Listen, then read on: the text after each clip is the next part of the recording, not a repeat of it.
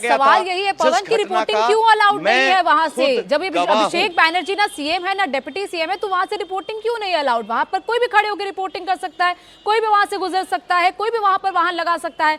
ओंकार सरकार, आप इतने साल से पश्चिम बंगाल की राजनीति को देख रहे हैं, ये तो शुरुआत हो रही है कि अभिषेक बैनर्जी के घर से ये प्रोटोकॉल हटाया गया है। अब क्या और भी कई ऐसे नेता हैं टीएमसी के जिनके घर के बाहर इस तरीके का प्रोटोकॉल है, जो अवैध तरीके से रखा गया था, अवैध तरीके से सुरक्षा दी गई थी, जिनके घर के बाहर या जिनके साथ प्रोटोकॉल बनता ही नहीं था?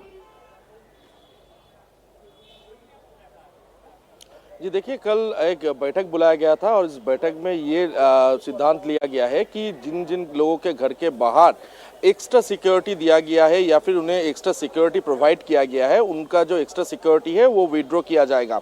इसके लिए जैसे कि देखा गया है कि कोलकाता पुलिस के हेडक्वार्टर लाल बाजार से भी एक नोटिफिकेशन निकल चुका है। जैसे कि देखा गया है, मुख्यमंत्री ममता बनर्जी, हालांकि वो तो Z+ सिक्योरिटी के मिलता है उनको, लेकिन उनके घर के बाहर यानी कि कालीघाट रोड और इसके साथ साथ उनके घर के जो गली है, इस गली में एक बड़ा सा एक ये लगा हुआ था, बैरिकेडिंग लगा हुआ था, जिस बैरिकेडिंग के जरिए लोगों को उस जगह से, उस गली में घुसने से रोका जाता था।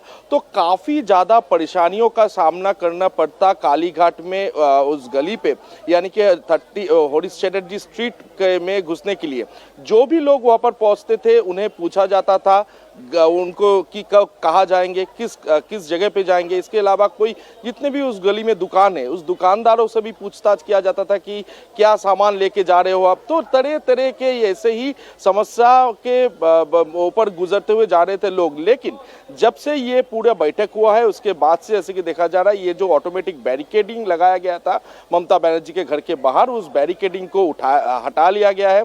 और पुलिस तो है, लेकिन पुलिस के अलावा एक्स्ट्रा जो सिक्योरिटी है, यानी कि Z+ कैटेगरी के अलावा जो सिक्योरिटी है, वो सिक्योरिटी की भी विड्रॉ किया गया है।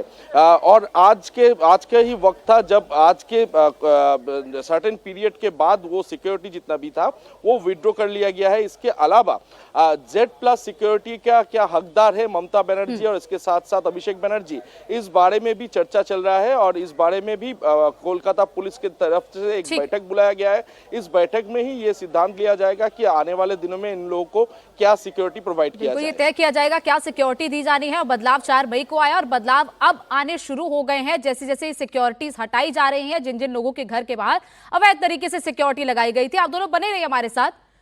कोलकाता में टीएमसी के कार्यकर्ताओं की नई दादागिरी उजागर हुई है। कोलकाता के पेट्रोल पंप पर जगह को जबरदस्ती कब्जा करके टीएमसी कार्यकर्ताओं ने चुनाव का अपना ऑफिस बना दिया था। परिणाम में जब टीएमसी को हार मिली तो फिर टीएमसी के कार्यकर्ता गेरुए रंग में आए और उस जगह पर अपना दावा करने लगे। लेकिन पेट्रोल पंप के मालिक ने वहां पहले ही अपना ताला लगा दिया था, जिसके बाद टीएमसी के वर्कर्स नहीं बीजेपी का झंडा लगाकर चले। क्या आपने कभी सोचा है कि किसी पेट्रोल पंप पर किसी पार्टी के कार्यकर्ताओं का कब्जा हो, उनके लिए एक अड्डा हो, उनके लिए एक ऑफिस हो? इस वक्त हम टॉलीगंज के बांसध्वनि के HP पेट्रोल पंप पर मौजूद हैं और पीछे आप जो देख रहे हैं, ये एक कमरा टीएमसी के कार्यकर्ता अड्डे के तौर पर इस्तेमाल करते थे। यानी मालिकाना हक पेट्रोल पंप का, लेकिन अड्डा यहां चलता था। अगर आप पीछे जाएंगे तो सुभाष चंद्र बोस की तस्वीर लगी है और अंदर अभिषेक बनर्जी की तस्वीर भी आपको दिखाई दे रही है। लेकिन जैसे ही नतीजों के बाद दिखा कि यहां पर बीजेपी की सरकार बन रही है, वही टीएमसी के कार्यकर्ता बीजेपी का झंडा लेकर आए, गेरुआ रंग लगाकर आए और यहां बीजेपी का झंडा लगाने लगे। चूंकि टीएमसी की सरकार चली गई तो पेट्रोल पंप मालिक ने अपना नया ताला लगाकर यहां लगा दिया। सोचा कि अब टीएमसी चली गई है तो कम से कम उन्हें अपनी ये जगह वापस मिल जाएगी। लेकिन उनको लगा कि हमारी जगह छिन रही है, तो गेरुआ कपड़े पहनकर आए कि बोले हम यहां पर बीजेपी का दफ्तर बनाना चाहते हैं। पेट्रोल पंप के मैनेजर हमारे साथ हैं। सर, क्या नाम है आपका? क्या हुआ? देवनाथ सर। वो कुछ लड़के लोग आए थे, मुझे काउंटिंग के दिन रात के 10 बजे करीब उन्होंने मुझे आके बोला कि अपना मेरे यहाँ पे फ्यूल टैंकर खड़ा रहता है, तो उन्होंने कहा कि ये फ्यूल टैंकर हटाओ, हम लोग यहाँ पे अपना झंडा लगाएंगे, ये सब साफ सुथरा करेंगे, रंगाई पुताई करेंगे। बोले क्यों, झंडा तो लगा हुआ है, अब क्या लगाना है, ये तो हमारा जगह है, हमारा पेट्रोल पंप का जगह, आप क्यों, आप कौन है? आप तो पहले ये तो नहीं थे, आप तो पहले हरे रंग में रंगे रहते थे, अभी गेरुआ रंग में कहाँ से आ गए?